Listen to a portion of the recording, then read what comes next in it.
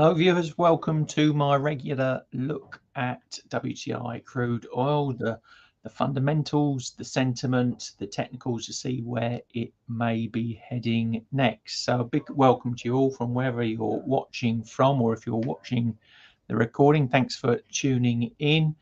And I'm going to get straight into the action. Let's have a look at where the price is heading today. So let's flip over to the charts, and we've got the 15-minute chart here. Last few days of trading, and really I suppose you could say maybe slightly bullish. We had a little dip there back on Friday down there, but really I would call it more of a nice sort of boxy range between, say, 79 and, well, let's call it 81 for argument's sake. What about themes? Last week's theme was really Chinese demand, sort of into this week as well. There's a lot of data, economic data, out towards the end of the week that could influence the price of oil, and also from the US, but more particularly China. And China, big user of oil, big importer, so crucial to watch out that data. So only weakness in the demand there, expect weakness in the price. The other factor this week is a tropical storm hitting Florida, and let me just check the name. I think it's called Idalia. Not sure if I pronounced that correctly. I'm sure you'll let me know in those comments in the video if I have. But that could impact production. Maybe a few shutdowns there could impact the price in the short term. So let's now get back into those fundamentals, what we're seeing at the moment. We're going to start with rig counts, the Baker Hughes rig count. And what do I look for? Well, if we're bullish, we're going to look for positive numbers, look like that US line there. Good sentiment gauge for what's going on in the sector. And it's still similar to last week, looking bearish, weak bearish. Change from last year, minus 133. Change from prior count, minus 10. So still not looking too good there. Another thing I like to look at every now and again, more for shocks than anything else, is crude oil inventories. Last week's minus 6.135 million barrels against the forecast at 2.85. Similar forecast this week. Watch out, August 30.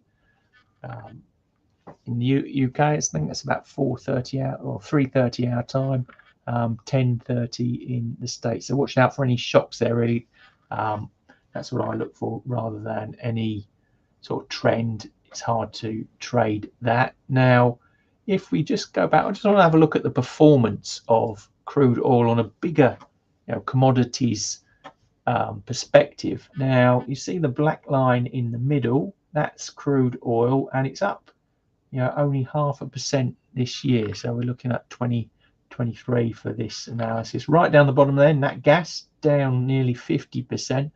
And at the top, very interestingly, we got things like orange juice, cocoa, sugar, rice, some interesting, the food products outperforming the others this year. So an interesting chart that. See, oil really has gone nowhere over the year.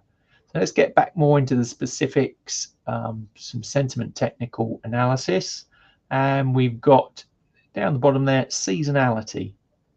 And as you can see, this time of year over here on the right, I suppose it's a bit weak, bullish maybe you could call it, but then it drops off down there on the left into September.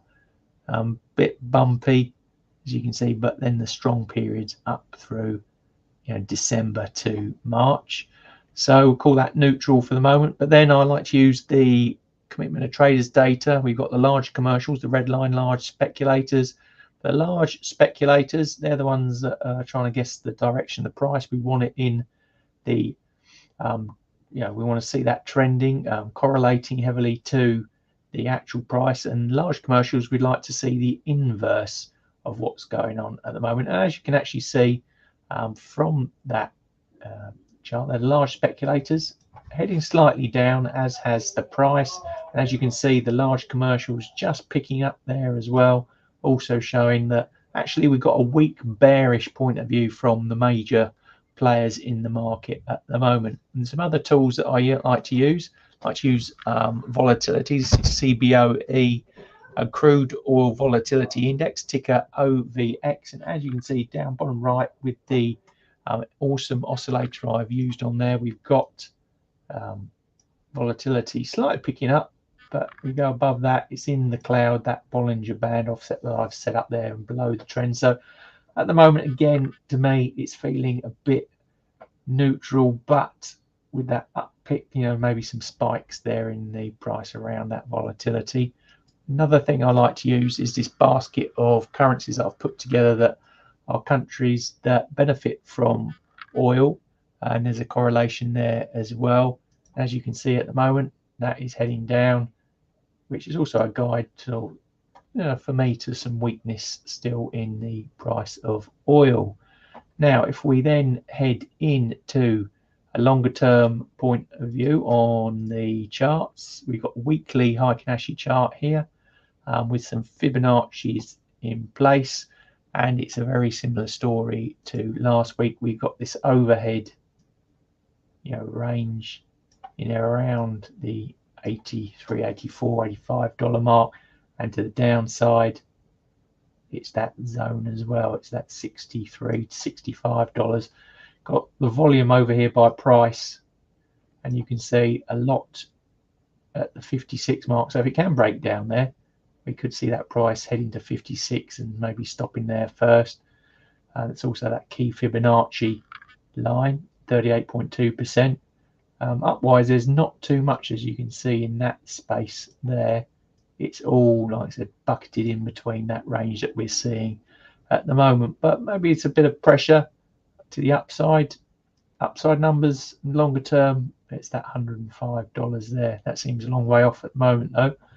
But with that slight reversal for the ones more bearish, maybe it's a time to sell and hope that it moves back down to the lower parts of that range in the sort of mid to late 60s. So that's a longer term look.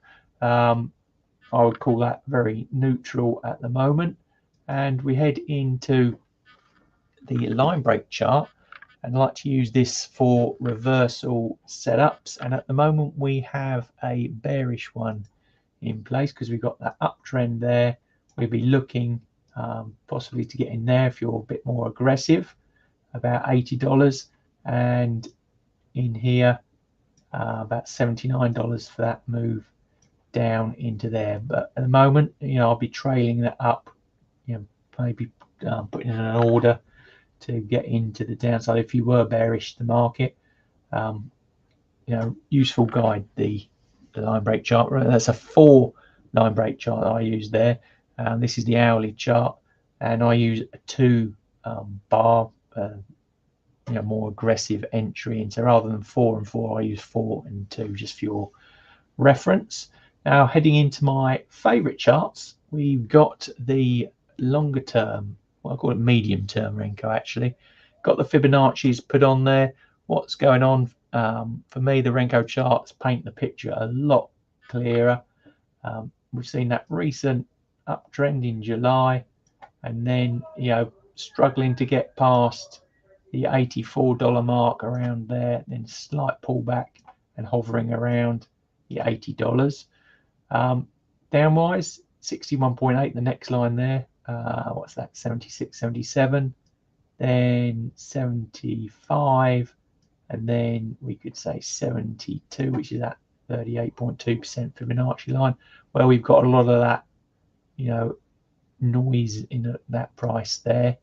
That was support resistance zone that created its block there before bursting on up there in July. So that could be a key holding area for the price if it does come back down to the upside. Longer term, it's got to get through those highs at 84, and then we'll probably look at 89, 91 to the upside. At the moment, the stochastic indicator is bearish, but it's got an improving position at the moment, looking for the crossover there before it really turns bullish. And you see the last couple of locks also turning bullish at the moment. So let's focus in on the short term of the WTI with an even tighter Renko set up. We've got 25 cents block size here. Again, put on the Fibonacci's to show you potential key levels. And as you can see, first one that catches my eye at $78. So it's refining the medium term a bit more. And then we've got that $76, which we mentioned on the medium term, and then $74. So if you're more short term in your trading, potentially use those as downside targets. Upside wise, it's very similar actually to the medium term. Get through those highs, $84, $85, and then up to that sort of 89, 90 mark if it can get there.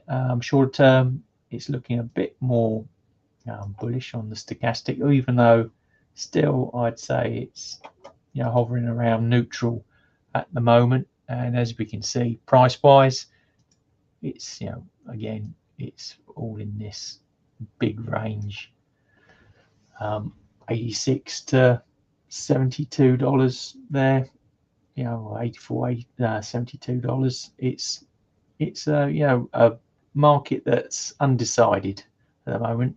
But like mentioned last week, that range of price does give the shorter term traders some good opportunity for reversals, getting in and out quickly, because you've got mid 80s down to mid 60s. That's $20 to play with. Plenty of action still to be had, and look for those breakouts at those levels, those key levels, to hopefully get some trend involved. So that's the analysis for this week. Short and sweet. Hope you've enjoyed today's show. Tomorrow, same sort of time, we're looking at the S&P 500 to see where that might be heading next. So thanks for watching.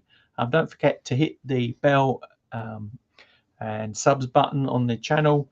You get notifications of all the new stuff coming out. There's plenty for you to watch and get involved with. So yeah, hit those buttons. Thank you very much again for watching, and I hope to see you again soon.